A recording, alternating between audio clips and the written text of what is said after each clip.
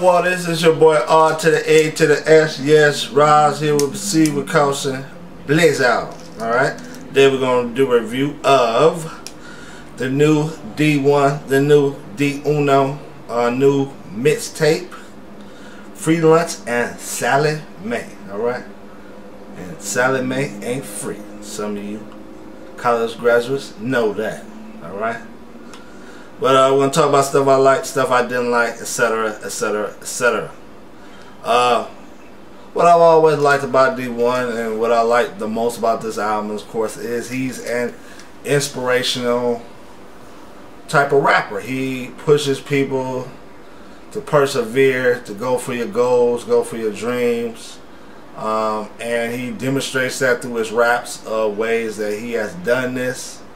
Even though he might not be a quote-unquote gospel rapper, you can see what people call the fingerprint of God on his life and his various ways of how he has accomplished different things. And a lot of these raps, he's just reminiscing. My favorite raps on here is reminiscing about the past and all the tough things it took to get to where he's at today. One of my favorite on here is Jason Jeter. Best track on here. When I first heard it, I didn't know about, at first I was trying to figure out, who the heck is Jason Jeter, because I wasn't really listening. But then when I listened to the whole project, I got, what this track was all about. And from sonically, the drums, pianos, the horns, all that is dope. And just his positive, inspirational rap. He went through a lot of stuff to get with this manager, Jason Jeter. I don't know if a lot of us can do that. If I break my arm trying to meet somebody, it might be a sign, Lord, I must not be supposed to meet them. Because if I'm going through all that, maybe it's a sign I ain't supposed to do it. But obviously, this was his passion, his goal, and he kept pushing it, and he got, with Mr. Jason Jeter. Miss Minnie. Another song. Now this is a crazy song because I don't know how he dealt with the secretary in this song, man. The secretary, if you ain't heard it yet, he went to graduate from college, went to try to get there was a job opening for being a teacher, and the secretary on there straight hate on the brother Dee-1. Saying there was no job openings, just being mean and nasty. Hey, a lot of us. We probably wouldn't have got the job either. Some of us would have just cussed that woman out. Alright. But Dee-1 held his composure. Miss Minnie was a janitor at the school. She encouraged him and she told him what to do. And he got the job, and he didn't cuss that woman out. But he had the pleasure of seeing her having to put him into the system, as the new teacher. Which the hating teacher didn't want.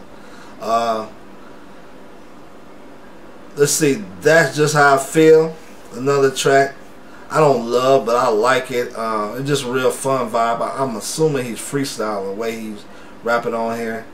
I do like the Major Pain reference. The one tubby tubby, two tubby tubby. It's classic.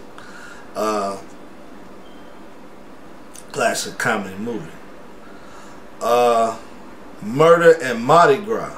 Man, this is a sad track, brother. This is sad. You know what I'm saying? Now, I live in a city which would be considered dangerous, alright? People know about our reputation here in the D. But the way he talking, man, oh man.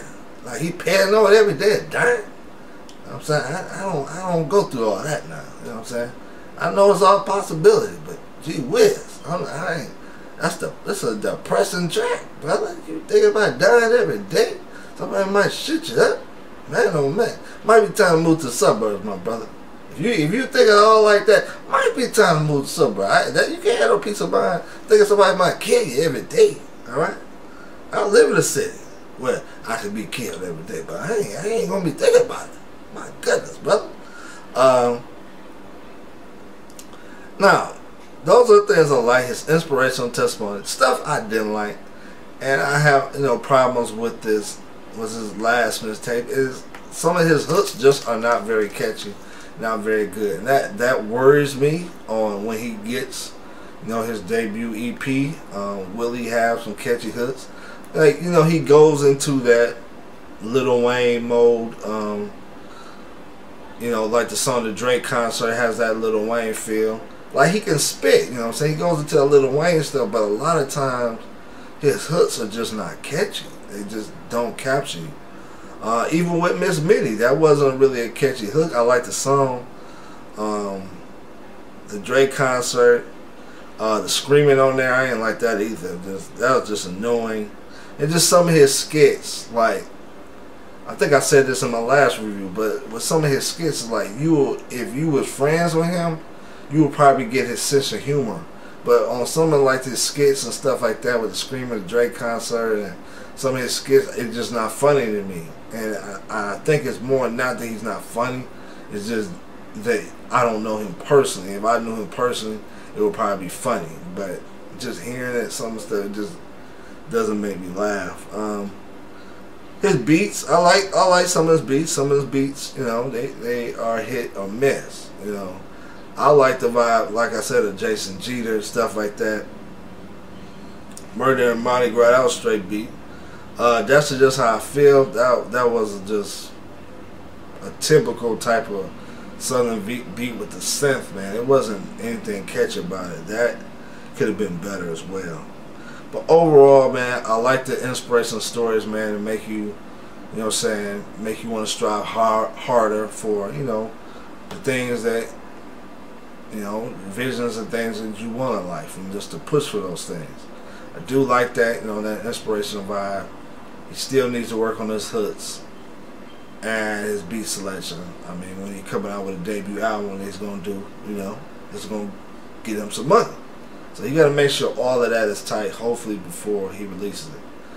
That's my thoughts. Love to hear yours. We'll see what costs a blog. Kobe sussing them out. Trip House. Yeah, moolah, baby.